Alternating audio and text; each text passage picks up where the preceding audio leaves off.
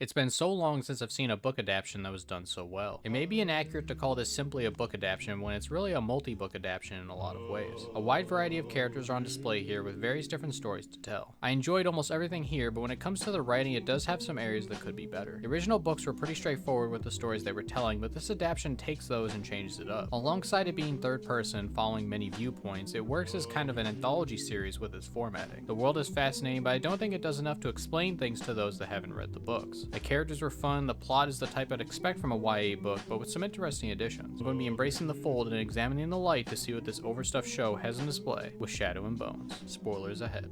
I don't have a background in the books, but this story does have strong ways to grip you right at the beginning. The storytelling is split into three separate perspectives. The first is Alina and Mal, with Alina discovering her first-of-a-kind ability to summon light, an ability that can destroy a giant wall of darkness called the Fold that has plagued their country for centuries since it was created by a shadow user called the Black Heretic. The second story is this group from Ketterdam that plans to kidnap Alina for a bounty so large it could save all of them from poverty or enslavement. The third story is a smaller one, and it follows Nina and Matthew. One is a Grisha, the name for essentially magic users, and the other is a witch hunter, who eventually learns the error of his ways. This series adapts the book Shadow and Bones, but a lot of extra material is added that serves to rewrite the plotline of the book Six of Crows story to make its characters fit here. Normally that story would take place years after the Shadow and Bones trilogy, but instead was rewritten to have a prequel to the story take place now, with presumably the main plot happening side by side rather than afterwards. As a writing decision, I think it was a good idea. The author of the books has made a lot of stories that exist in the same universe. By making it so all of these stories exist at once allows the world to feel packed with life. There wasn't a single moment in this story where something wasn't happening somewhere. By trying to tell 2 to 3 stories at once, some problems did arise. The plot line of Nina and Matthew has no reason to be here. Its only purpose is to exist as a side story that eventually lines up with the group from Ketterdam in the future. I like their relationship with one another. In terms of couples, they were oddly the cutest to me, but the story being told here is weakened by spending time on unrelated events. Another consequence of telling so many stories is running out of time for certain aspects of the original story. Many characters, scenes, and plot points weren't translated to the show because of the time spent on all the different moving parts. For me personally, this doesn't matter since I never read the source material, but I do recognize this hurts the adaptation aspect of the story. Aside from the adaptation, this show does a lot of parts right for how much it's trying to portray. The characters that were in the show for the most part were pretty enjoyable. The crew of thieves all had unique personalities, especially Jasper. Seeing him mess around and just be a gunslinging badass was a lot of fun. The way they traversed the criminal underground and toe the line was fascinating. It was easily some of the best world building the show engaged with. The main plot following Alina and her struggles at the Little Palace were by far the least enjoyable. The conflicts felt very petty and overdone, especially with how much they played up the very surface level racist aspects. When writing racism as a critical part of the story, it ends up becoming less effective if the prevalence in the story doesn't go up alongside the integration of those themes. A lot of characters treat her poorly because she's part Shu, but the only 2 ways it engages with the plot is her being treated poorly and later on the comparisons with being a Grisha. I also felt like too much of the storytelling with the crew of thieves played out almost formulaic. It's a strange issue, but for some reason every goal and plan they had played out almost the exact same way. Planning, gathering intel and supplies, montage of the plan, Jasper does something to potentially screw everything up, then they either succeed or fail, then later on rinse and repeat. This also isn't a huge issue. I still think the storytelling is largely successful, but repetitive formats can really weigh down on a story when done in quick succession. The beginning of their storyline in Ketterdam was the strongest part because of how much variety in scenarios, conflicts, environments, and the raw intrigue of the bustling city. Nina and Matthew weren't complex or anything. I just thought they were both pretty cute together, so just by that alone, I enjoyed seeing them. Though aside from that, every time they showed up, it intervened with the ongoing plot, so weirdly enough, it served as a sort of filler. Another aspect I didn't think was necessary was the backstory episode for the General, or the Darkling. We don't learn anything too important by seeing the events unfold, since earlier in the series we are told how everything happened. It kind of just retreads old ground. The one aspect of this story that it struggles with the most is focus. It has so many points to focus on, which ends up leaving many plot points and stories being less developed. It's like the series was more concerned with setting up the sequels than actually making sure this season was thorough and complete. One part of the story that was underdeveloped was the power system. I watch a lot of anime. I've read a lot of fantasy and sci-fi books, so I'm used to adapting to the powers of a new world. But this show does not do a very good job in establishing what these powers are, what they're capable of, where they come from, how they work, or much of anything in between. When you have a power system, it generally fits into one of 2 categories, or a mix of the 2. A light, or also called a soft magic magic system, or a hard magic system. A soft system is one that doesn't delve into the specifics of how exactly the abilities of the world work, only their applications and some light amounts of world building around it. The system is flexible and doesn't have any strong rules to how everything works. A hard magic system is the opposite, where the abilities of the world are explained, and the system itself is on full display. Shadow and Bones fits under the soft magic system, but it doesn't do enough to make it well-rounded and understood. It seems to be magic-based, but there are a number of parts throughout the story that speak to the contrary, like the general claiming that Grecias have an ability that's closer to science rather than magic, which in the context of what I've seen, doesn't make sense. The limits and overall understanding of the power isn't provided, at least it isn't provided too well. Part of the issue here stems from the fact that at least half of the story being told has almost nothing to do with Grecias, so they don't have time to develop it. This goes back to the issue with splitting up the story. A lot of unforeseen issues can occur. For people who know everything about the story, these things might not be an issue, but if you don't already know, the show doesn't do enough to educate you. For example, there are a number of times throughout that show Grecia need 2 hands to perform their abilities, but randomly there will be characters that don't need 2 hands. Also, the general Annalena doesn't seem to need 2 hands either, but it doesn't seem to be consistent. I think the strongest part of this story is definitely the characters. The actors are all pretty strong here, and even when it comes to the side characters, nobody felt out of place. That isn't to say that dialogue was always on point, because there were times where some characters were a bit corny or overdoing it, but that wasn't very frequent. Everyone was totally believable in their role, and I can't wait to see them again if this gets a second season. One other point of praise I have to give is for the pacing. The one upside of having so many stories happen simultaneously is how much story you can pack into each episode. In fact, the only episode that felt like the pacing was off was the flashback episode for the Darkling, since his story was mostly the only one present at that moment, which made everything noticeably slower. But aside from then, something interesting was always happening. Taking a train through the fold and fending off the evil creatures, training Grisha abilities. To be honest, most of the strongest moments were with the crew of thieves. If you've seen the show, let me know what you thought in the comments below. If you enjoyed, check out the playlist for more videos like this one. I hope